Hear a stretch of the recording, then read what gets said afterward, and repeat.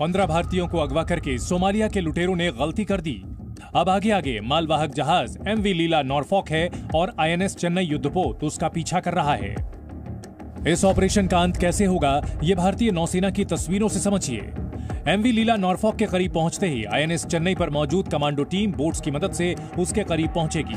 मिनटों में नेवी के कमांडो मालवाहक जहाज पर चढ़ जाएंगे। ज्यादातर मौके पर समुद्री लुटेरे किसी देश की नौसेना को देखते ही भाग जाते हैं।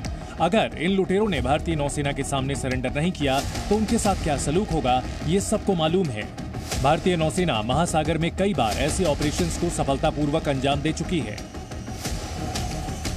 सारे के सारे साधन है, चाहे हमारे पास P-8I है जो कि एक सर्वेलेंस जहाज है, इसके साथ हेलीकॉप्टर भी है, मेरिट हमारे पास मेरिट कमांडो भी हैं। तो अगर आप देखें कि हमारे ने हर कोशिश की है कि इस इलाके में कोई भी ऐसी क्षति ना हो, ना भारत के जहाजों के लिए और ना ही हमारी फ्रेंडली कंट्री। अगर ऐसा होता है तो भारत उसके लिए सूटेबल रिस्पॉन्स इमीडिएटली देगा। INS चेन्नई युद्धपोत नौसेना के सबसे आधुनिक जहाजों में एक है। इस पर ब्रह्मोस और बराक 8 जैसी मिसाइलें तैनात हैं, जिससे सैकड़ों किलोमीटर दूर तक हमला किया जा सकता है। यानी अभी के हालात में लुटेरों का मुकाबला करने के लिए एकदम सही तैनाती है। सबसे पहले समझिए कि ये पूरा मामला कैसे शुरू हुआ। गुरुवार को सोमालिया तट के पास एक मालवाहक जहाज के अपहरण की खबर सामने आई। लाइबेरिया के झंडे वाले इस जहाज का नाम है MV लीला नॉरफॉक। बताया जा रहा है कि सोमालिया के 5 से 6 समुद्री लुटेरे इस मालवाहक जहाज पर सवार हुए। इसके बाद जहाज ने मैसेज भेजा और बताया कि समुद्री लुटेरों के पास हथियार मौजूद हैं।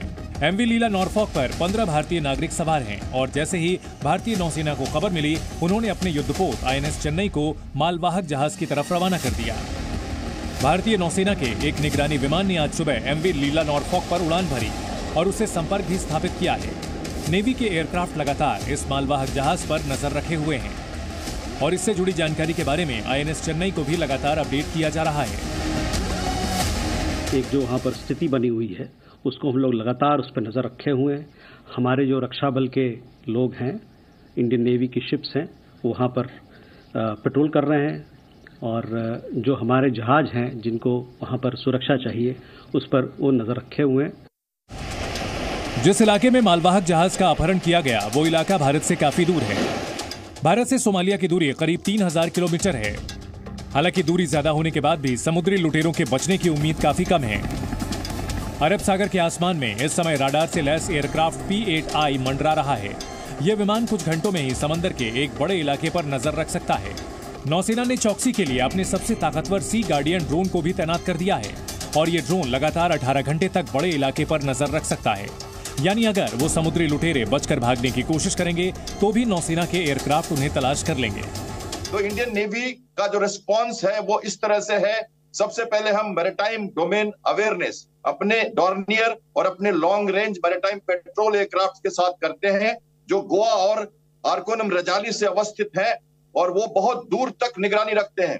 मैरीटाइम ऑपरेशन कंट्रोल सेंटर्स हैं इंडियन नेवी के, जो वेस्टर्न कमांड, ईस्टर्न कमांड और सदर्न कमांड में बने हुए हैं, और कोस्ट गार्ड के मैरीटाइम रेस्क्यू कंट्रोल सेंटर्स हैं। इस इलाके में पिछले महीने ही ड्रोन और मिसाइल हमलों के बाद तनाव शुरू हो गया था। उसके बाद भारत ने अपने कई युद्धपोत वहां तैनात कर दिए थे। चिंता यह है कि भारत के व्यापार का बड़ा हिस्सा इसी रास्ते से होकर गुजरता है। भारत का 80% व्यापार समुद्री मार्ग से होता है। करीब 90% ईंधन यानी तेल और गैस भी समुद्री रास्ते से ही आता है।